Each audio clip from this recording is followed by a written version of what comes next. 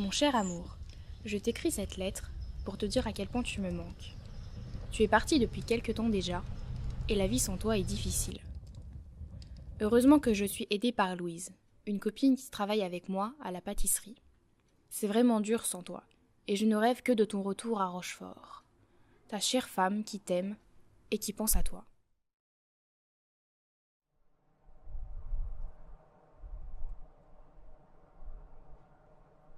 Mon homme, je te souhaite, malgré la situation, de passer de bonnes fêtes. J'espère que tout se passe bien. Tous les jours, je passe devant des tentes militaires, installées sur cours d'Ablois, et je vois tous ces soldats, prêts à partir. Avec Louise et d'autres amis, on se réunit régulièrement pour confectionner des objets pour vous, nos soldats. Nous nous sommes donc réunis l'autre soir, et j'ai pu te préparer un présent pour Noël. J'espère que cela te plaira et rendra tes jours plus doux. Ta femme qui t'aime.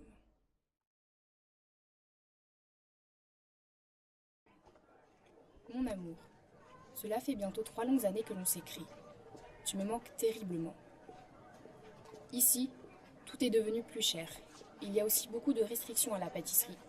On me demande de préparer beaucoup d'aliments avec Louise, et cela devient très compliqué. Les temps sont durs. Je t'aime de tout mon cœur, ta tendre épouse. Mon chéri, plus le temps passe, et plus cela devient difficile. Chaque jour, je passe devant les hôpitaux de la ville, et chaque jour, je vois de nouveaux soldats blessés arriver. J'ai peur de voir ton visage parmi ces malheureux blessés. Les temps sont toujours aussi durs.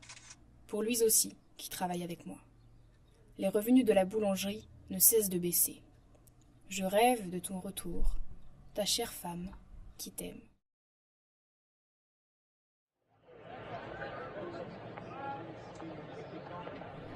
Ma femme, si tu lis cette missive, c'est que j'ai péri dans la bataille. Si c'est le cas, ne t'inquiète pas, je n'aurai pas souffert. Tu seras dans mes pensées. Je te lègue toutes mes économies à notre boulangerie. Je voudrais que tu en profites dans la vie. Tu es jeune et jolie. Mon amour, adieu.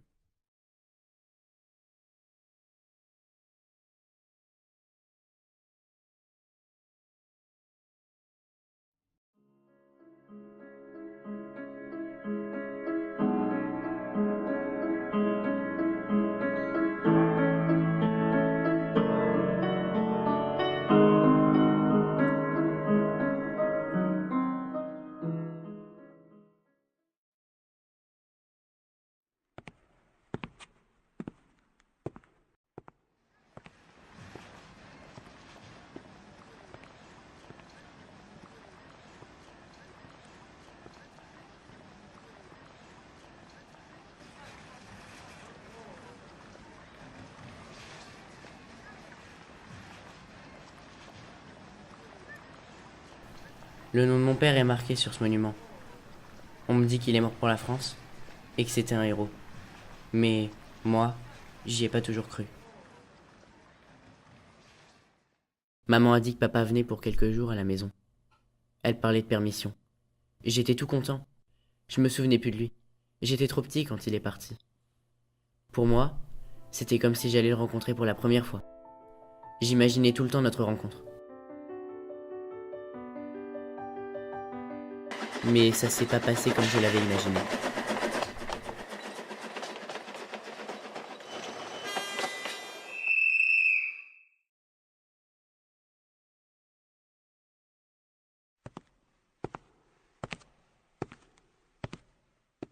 C'est pas l'idée que je me faisais du papa idéal. J'ai eu peur et il l'a mal pris.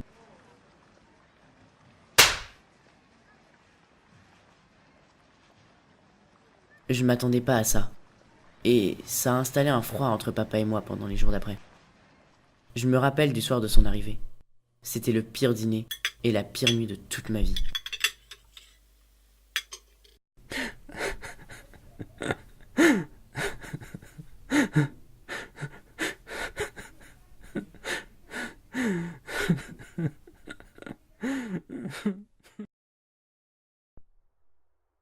Après ça, il est reparti à la guerre. Et je l'ai plus jamais revu.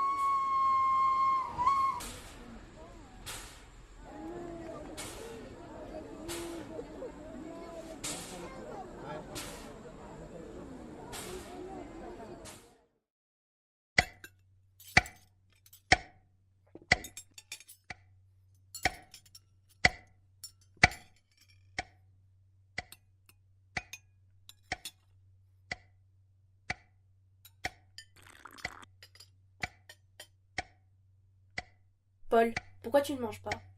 Je n'ai pas faim. Tu manges bien là-bas? C'est les rats qui mangent tout. C'est l'horreur là-haut. Excuse-moi, mais je n'en peux plus.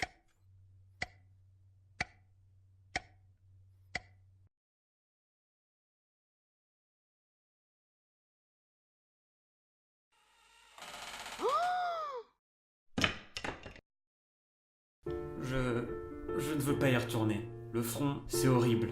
Regarde-moi. Tu sais, mon fils, la vie à l'arrière n'a rien d'amusant. Je travaille à l'usine pour faire des munitions. Pour qui? Pour toi, pour vous au front. C'est un travail dur, un travail d'homme. Plus personne ne prend du bon temps dans les terrasses des cafés.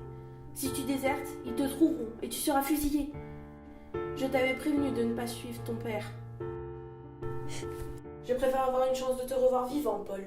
Et cette chance, c'est que tu retournes au front. Maman, j'ai tellement peur. Moi aussi, mais sois courageux, mon fils.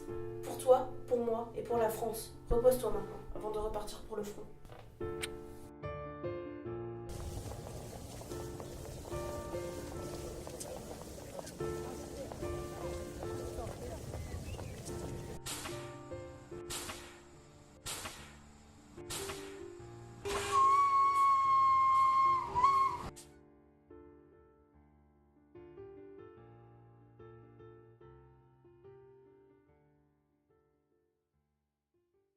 Nos frères, pour la France, se sont vaillamment battus. Aujourd'hui, nos frères dorment en paix. Charrier, Bloteau, Dufour, Claireton, La Fougère, Trémollet, Kéroden, Winderer, la famille Dubois, Shifter, Ménard, Dumas, Rousseau, la famille Gérard, Delage, Hardy, Bouillet, Isambard, le père et le fils de la Haye. Alors souvenez-vous et n'oubliez pas.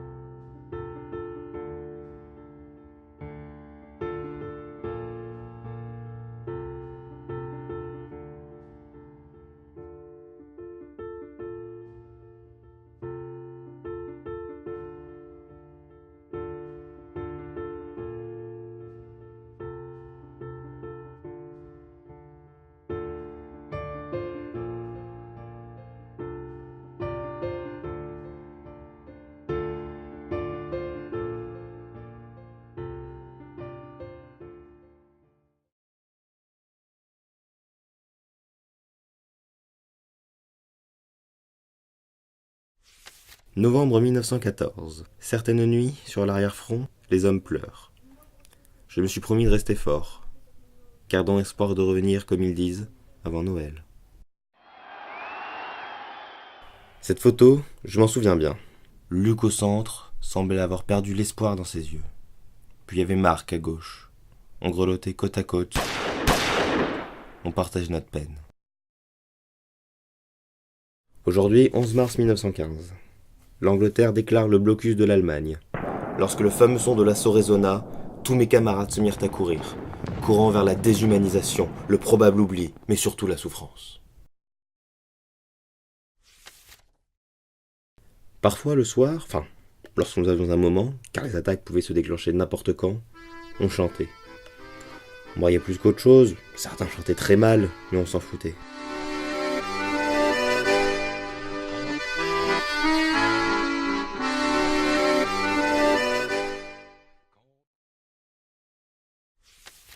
J'imagine d'abord des couleurs, les arbres respiraient auparavant sur ce territoire de mort.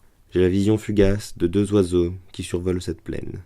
Des simples oiseaux, vivants. C'est peut-être un des signes de mort imminente, qui sait. Tous mes camarades qui ont commencé le combat avec moi sont désormais sous terre. Je regarde les étoiles. C'est la dernière chose que nous pouvons encore partager. Ce matin à 8 heures, lorsque j'ai levé la tête, il n'y avait plus d'étoiles. Il y avait ce truc, la fatalité. Accepter, se lever, combattre, tuer.